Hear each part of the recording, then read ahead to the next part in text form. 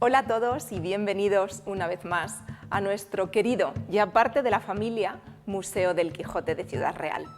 Estamos en un rincón muy especial donde, tocando estas piedras, vamos a poder viajar a través de las páginas de Don Quijote de la Mancha a otro tiempo, a otro lugar, a otras aventuras.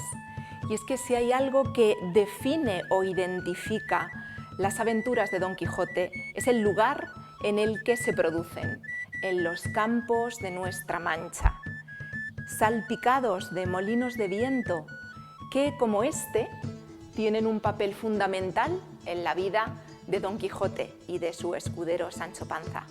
En este capítulo vamos a navegar por estos campos, por estas llanuras infinitas de secano, y vamos a ver cómo los molinos de viento manchegos van a ayudarnos a disfrutar de algunas de las aventuras más maravillosas de toda la obra. Acompáñennos.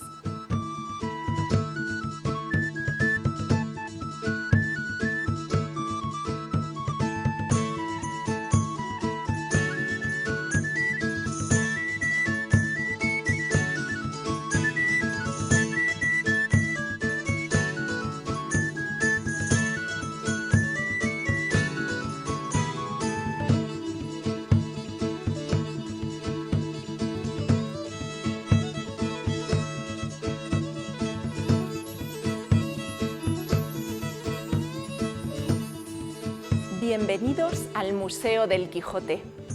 Estas son las palabras con las que el panel de entrada de nuestro Museo Municipal del Quijote nos da la bienvenida a todos aquellos visitantes que queramos adentrarnos en este espacio maravilloso. Y es que este panel quiere presentarnos ese lugar de la Mancha en el que las aventuras de Don Quijote y Sancho Panza tienen lugar. Un lugar de la Mancha que es precisamente indeterminado porque así lo quiere Don Miguel de Cervantes, el gran escritor, esa mente privilegiada que ideó los personajes de Don Quijote, de Sancho Panza, de Dulcinea. Ese que parece saludarnos desde el panel y después desaparecer de forma muy humilde, muy prudente, para ceder todo el protagonismo a sus grandes héroes, especialmente a Don Quijote, que da el nombre a este museo. Y es que Cervantes es consciente de esta amnesia voluntaria que sufre al principio de la obra, cuando dice de cuyo nombre no quiero acordarme. Es muy importante la elección de este verbo, porque el escritor no dice de cuyo nombre no consigo acordarme o no puedo acordarme, él elige y escribe no quiero acordarme. Y dice textualmente que decide hacerlo así para que todas las villas y lugares de la Mancha contendiesen entre sí por ahijársele y tenérsele por suyo. Tan grande es la figura de Don Quijote de la Mancha que Cervantes es consciente de que todos competirán por adoptar a este gran héroe de la literatura universal. Pero este gran héroe va a vivir aquí sus aventuras, en los campos de la Mancha, en un paisaje que nos emociona especialmente a todos los manchegos. Y es que tenemos un paisaje de llanuras infinitas de secano, cielos abiertos, a veces despejados, pero a veces cargados de nubes, que son cegadores de día, iluminados por un sol de justicia, y de noche están salpicados de innumerables estrellas. Y que en ese tránsito de la noche al día nos regalan algunas de las puestas de sol más hermosas de todo el mundo, las eternas puestas de sol de nuestros campos manchegos. Unos campos que aparecen moteados aquí y allá de elementos que se han convertido en el auténtico símbolo de nuestra tierra y también de la propia obra literaria, los molinos de viento manchegos que serán hoy los protagonistas de este capítulo, en el que vamos a estar leyendo juntos el Museo del Quijote. Por tanto, bienvenidos a este museo, bienvenidos a este panel de recepción, acogida, que nos invita a través de esta rampa, deslizarnos y entrar a las profundidades de un museo que se nos abre como un libro a todos los visitantes que venimos a conocerlo.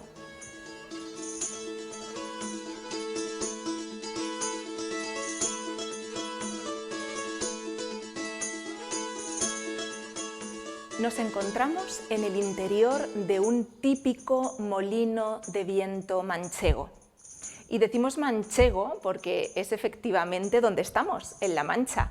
Pero estas estructuras, que consistían básicamente en edificios que eran capaces de transformar la energía eólica en energía rotacional para poder moler, triturar el grano y conseguir así harina, están diseminados, repartidos en distintas zonas del planeta. En torno al siglo VII tenemos la constancia de los primeros molinos de viento en Persia, en zonas de Europa y también en zonas de África. Pero si nos centramos en nuestros molinos de viento manchegos y en cómo funcionaban, tenemos que analizar una estructura muy peculiar. Todos sabemos la forma que tiene un molino de viento. Es un edificio con forma de cilindro de piedra que tiene un tejado, cúpula o caperuza sobre la que se instalan 4 aspas que son movidas por el viento. Hasta ahí todo claro. Pero quizás, si muchos de ustedes no han pasado al interior de un molino de viento, no saben que este edificio está dividido en distintos pisos o niveles. Empecemos a ras de suelo. Al entrar a un molino de viento lo haremos siempre por una puerta que está orientada al sur. Y es ahí donde van a descargarse esos sacos con el trigo, con el cereal, el grano entero en esta primera planta baja a través de la puerta orientada al sur para recibir la suficiente luz con la que poder trabajar. Esos sacos se irán subiendo hasta 2 plantas más arriba, en la planta en la que nos encontramos nosotros, la segunda planta del molino, que es donde está toda la maquinaria y el engranaje que el molinero va a utilizar y a manejar con mucha maestría para conseguir transformar el grano de cereal en harina para consumo animal, de bestias, si tiene un grosor importante, o para consumo humano, si tiene un grosor mucho más fino.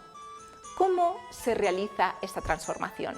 Bueno, pues es un oficio artesanal y maravilloso que nos va a ayudar mucho a entender el famoso capítulo de la batalla de Don Quijote contra los molinos de viento. Y es que el molinero lo primero que tiene que hacer es entelar o colocar las lonas en las 4 aspas que tiene el molino, que se recogen o se colocan según el molino vaya a estar siendo utilizado o no. Una vez colocadas esas lonas, el molinero subirá hasta esta parte de arriba del molino y comenzará a abrir todos los ventanucos, 8 pequeños ventanales que tienen los molinos de viento y que están orientados a los 8 vientos posibles. El molinero tiene que abrir todos los ventanucos para percibir por dónde llega la corriente de aire y saber en ese día y en ese momento concreto qué dirección tiene el viento, por dónde sopla. Porque una vez que detecte que, por ejemplo, es en esta dirección por la que sopla el viento, el molinero desde el exterior, en ocasiones con un ayudante que le asiste y en ocasiones ayudado por fuerza bruta, por bestias, por mulas, lo que hará será girar toda la caperuza, toda la cúpula del molino junto con sus aspas y orientar esas aspas en dirección a donde el viento está soplando en ese momento. De ahí que estos ventanucos que encontramos en los molinos de viento sean absolutamente decisivos.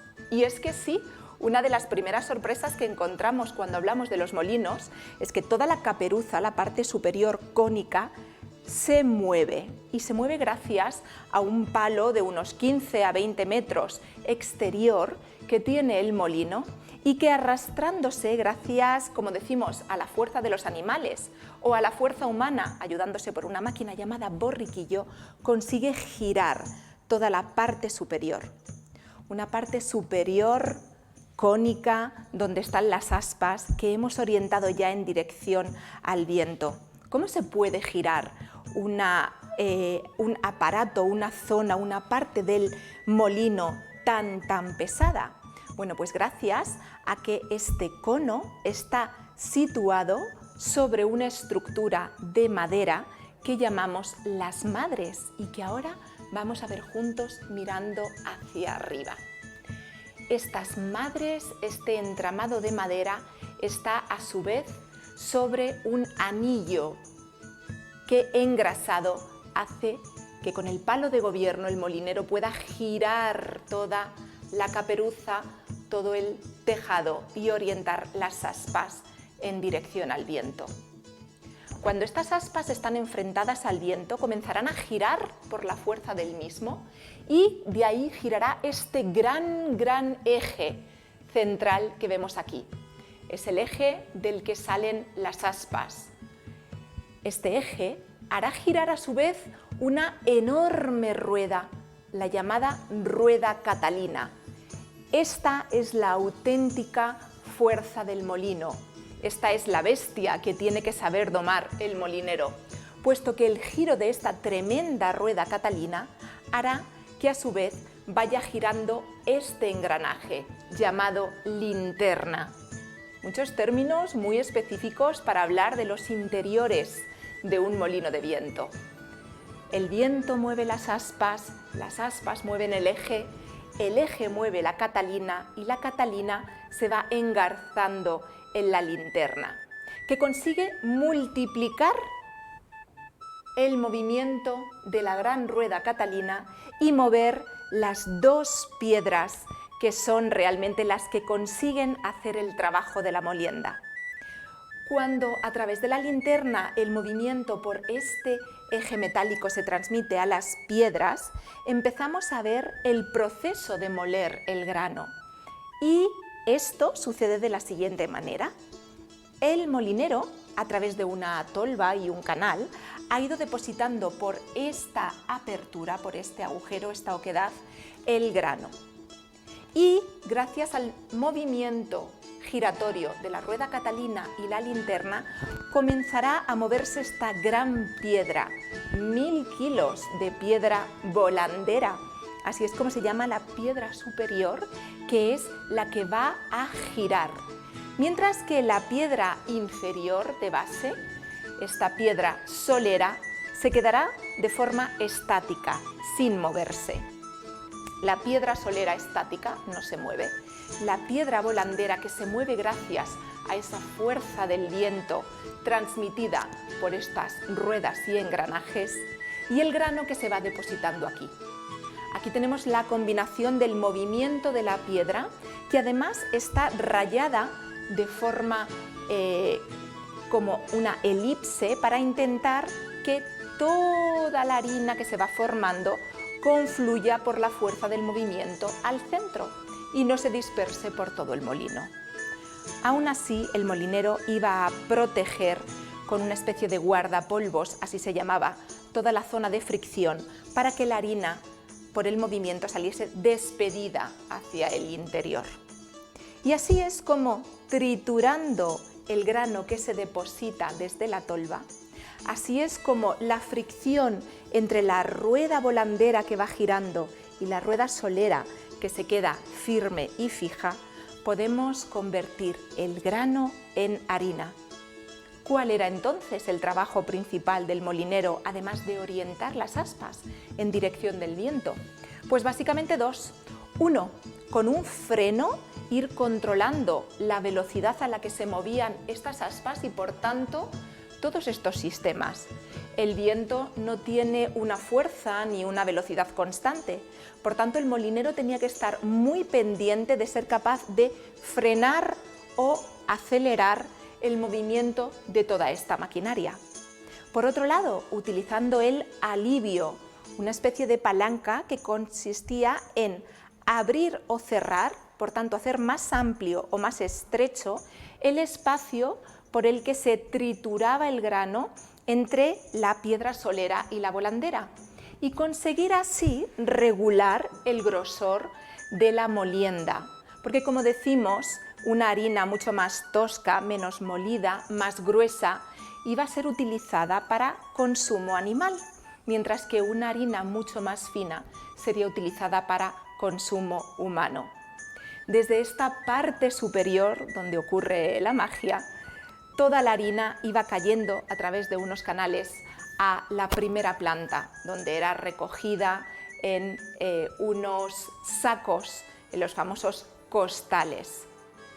Un trabajo, como pueden ver, muy duro, para el que se precisaba una fuerza física importante, además, por supuesto, de la habilidad o la maña del molinero para manejar el palo de gobierno, entelar las astas, controlar la velocidad que la catalina imprimía en la linterna, poder regular el alivio de la piedra solera y la volandera, y en muchas ocasiones con ayuda de un asistente cuando había que controlar muchas cosas a la vez. Estos son nuestros molinos de viento manchegos. ¿Y por qué tenemos este cariño tan especial por estas estructuras? Pues porque, como veremos a continuación, son los coprotagonistas, junto a Don Quijote y Sancho, de uno de los capítulos más célebres de toda la obra de Cervantes.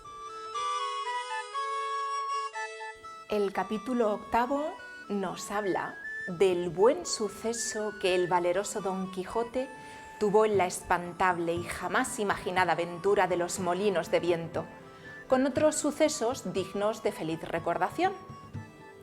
Y nos dice Cervantes: en esto descubrieron 30 o 40 molinos de viento que hay en aquel campo, y así como Don Quijote los vio, dijo a su escudero: la ventura va guiando nuestras cosas mejor de lo que acertáramos a desear, porque ves allí, amigo Sancho, donde se descubren 30 o pocos más desaforados gigantes, con quien pienso hacer batalla y quitarles a todos las vidas, con cuyos despojos comenzaremos a enriquecer, que esta es buena guerra y es gran servicio de Dios, quitar tan mala simiente de sobre la faz de la tierra.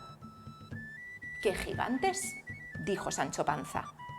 Aquellos que allí ves, respondió su amo, de los brazos largos que los suelen tener algunos de casi 2 leguas.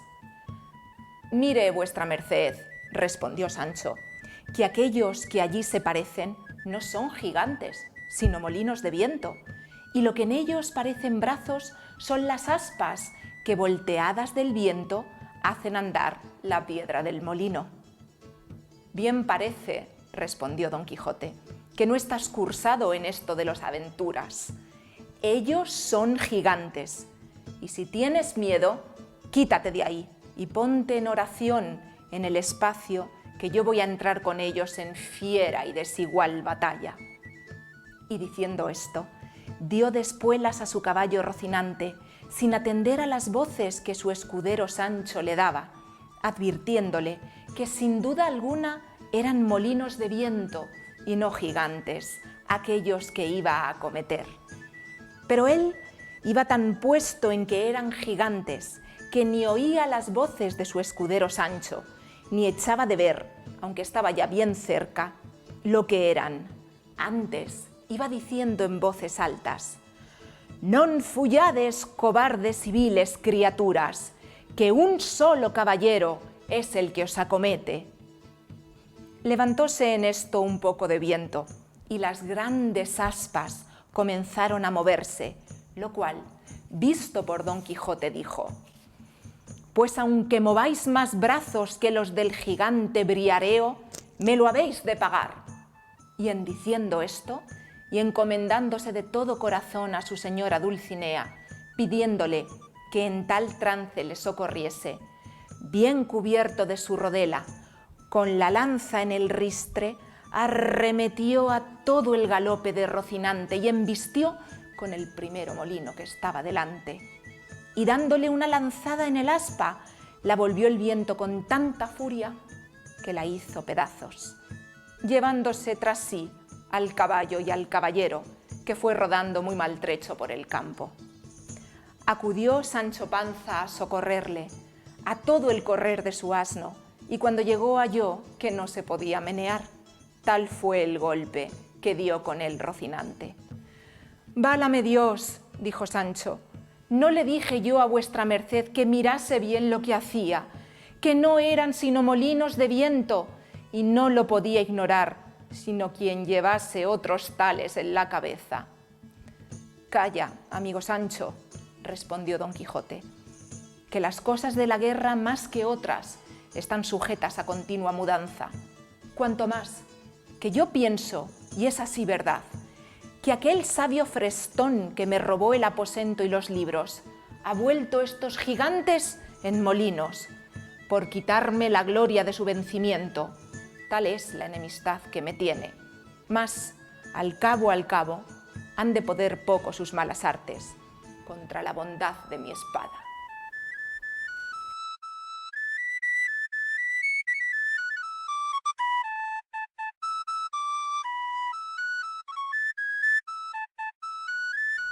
Pues después de la molienda vamos bajando por estas escaleras de estos edificios tan especiales, los molinos de viento manchegos, que nos han permitido hoy recordar uno de los episodios más insignes, famosos, conocidos de Don Quijote de la Mancha. También viajar por estos campos y estas llanuras que inspiraron las aventuras del caballero andante y que una vez más nos han permitido llegar hasta sus casas para que continuemos disfrutando y leyendo juntos el Museo del Quijote. Algo que haremos en los siguientes capítulos. Acompáñennos en esta gran aventura. Hasta pronto.